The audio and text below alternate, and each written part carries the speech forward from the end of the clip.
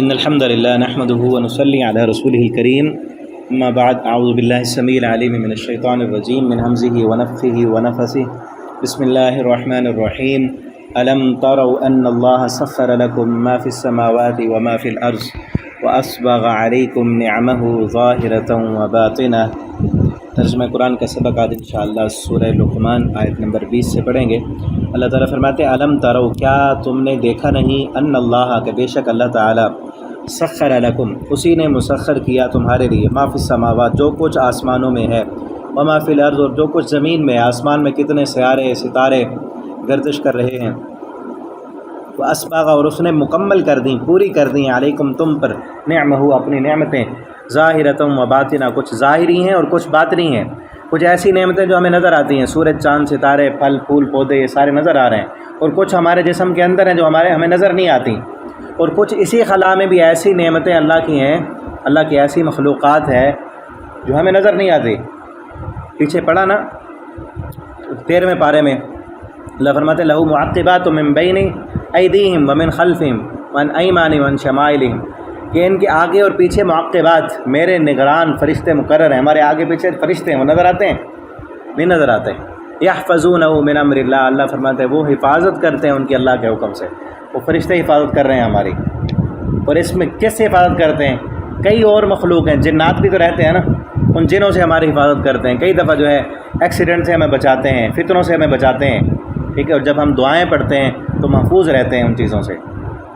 تو نعمتیں ظاہری بھی ہیں اور باطنی بھی۔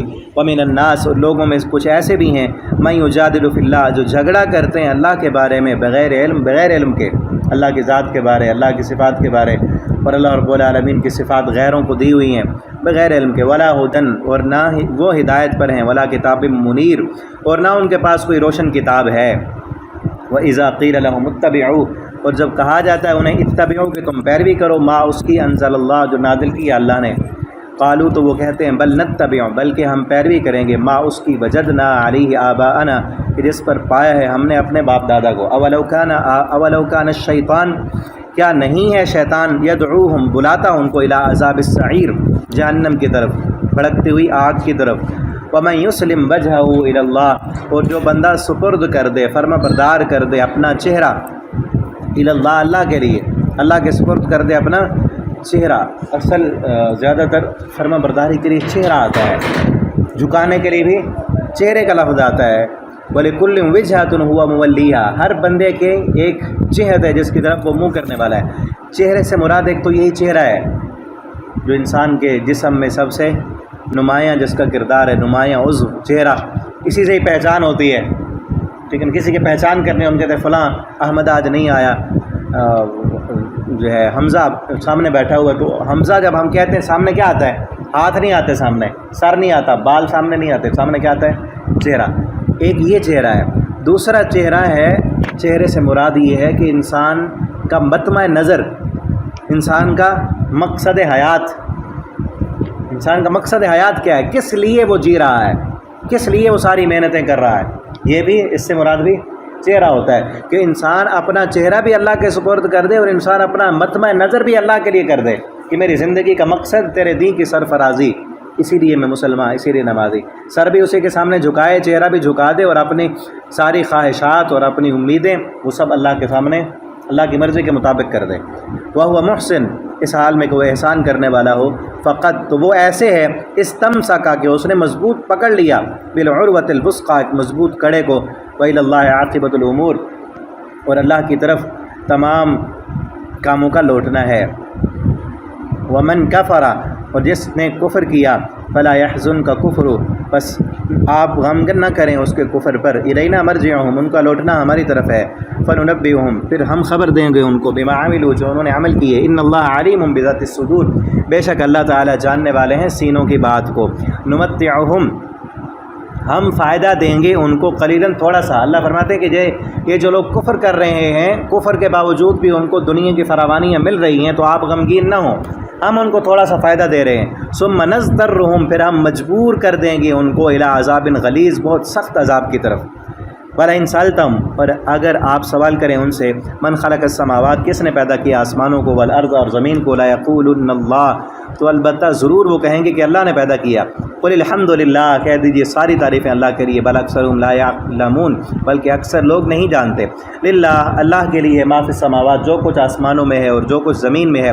ان اللہ هو الغنی الحمید، بے شک اللہ تعالیٰ بہت تعریفوں والے اور بے پرواہ ہیں۔